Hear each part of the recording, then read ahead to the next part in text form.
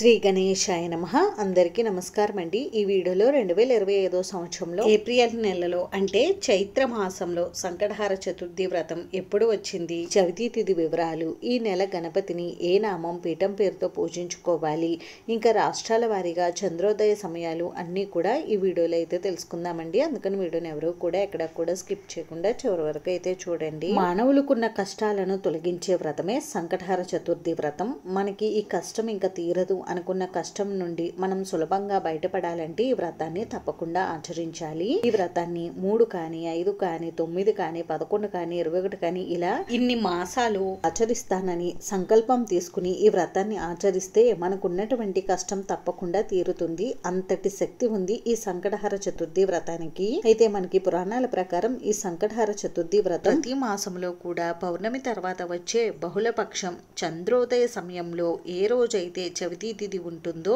ఆ రోజు అయితే జరుపుకోవాలి. కాబట్టి 2025 సంవత్సరంలో ఏప్రిల్ నెలలో అంటే చైత్ర మాసంలో ఈ సంకటహార చతుర్థి వ్రతం ఎప్పుడు వచ్చింది అనేది ఇప్పుడైతే తెలుసుకుందాం. ముందుగా చవితి తిథి వివరాలు అయితే తెలుసుకుందామండి. స్వస్తి శ్రీ చాంద్రమాణ శ్రీ విశ్వావసు నామ సంవత్సరం ఉత్తరాయణం వసంత ఋతువు చైత్ర మాసం బహుళపక్షం చవితి తిథి ప్రారంభం 2025 ఏప్రిల్ 16 బుధవారం ఉదయం 10:26 నుండి ప్రారంభమయ్యి 2025 ఏప్రిల్ 17 గురువారం మధ్యాహ్నం 12:01 వరకు ఉంటుందండి. ఏ రోజైతే చంద్రోదయ సమయంలో చవితి తిథి ఉంటుందో ఆ రోజు మనం సంకటహార చతుర్థి పర్వదినంగా అయితే ఆచరించుకుంటాం. కాబట్టి ఈ 2025 సంవత్సరంలో ఏప్రిల్ నెలలో అంటే చైత్ర మాసంలో సంకటహార చతుర్థి వ్రతాన్ని 2025 ఏప్రిల్ 16 బుధవారం రోజు అయితే ఆచరించుకోవాలి. ఇంకా ఈ మాసంలో స్వామివారికి పూజ చేసేటప్పుడు స్వామివారిని వికట మహాగణపతి నామంతో పూజించుకోవాలి. అలాగే పూజా పీఠం పేరు వినాయక పీఠం అనే పేరు చెప్పుకుని మనం పూజనైతే నిర్వహించుకోవాలండి. ఇంక ఈ రోజు స్వామివారికి పూజను నిర్వహించుకోవడానికి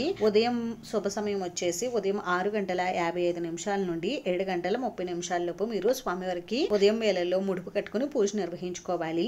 ఒకవేళ ఈ సమయంలో కుదరకపోతే ఉదయం 9:01 నుండి 11:45 లోపు మీరు స్వామివారికి పూజను అయితే నిర్వహించుకోండి. ఇంకా సాయంత్రం సంకటహార చతుర్థి వ్రతాన్ని ఆచరించుకోవడానికి సాయంత్రం 5:23 నుండి 7:47 లోపు మీరు స్వామివారికి వ్రతం అయితే ఆచరించుకోండి. వ్రతం పూర్తయిన తర్వాత చంద్రుడికి తప్పకుండా అర్ఘ్యం సమర్పించి తర్వాత మనం ఉపవాస దీక్షను అయితే విరమించుకోవాలి. చంద్రుడికి అర్ఘ్యం సమర్పించడానికి రాష్ట్రాల వారీగా చంద్రోదయ సమయాలు నేను ఇక్కడ డిస్ప్లే పైన అయితే ఇస్తున్నానండి. మీరు ఏ రాష్ట్రంలో ఉన్నారో ఆ టైమింగ్స్ చూసుకుని మీరు ఆ సమయానికి చంద్రుడికి అర్ఘ్యం అయితే సమర్పించండి. అంతేనండి. చూసారు కదా, ఈ వీడియో మీకు నచ్చితే ప్లీజ్ లైక్ చేసి షేర్ చేసి సబ్స్క్రైబ్ చేసుకోండి. Thanks for watching.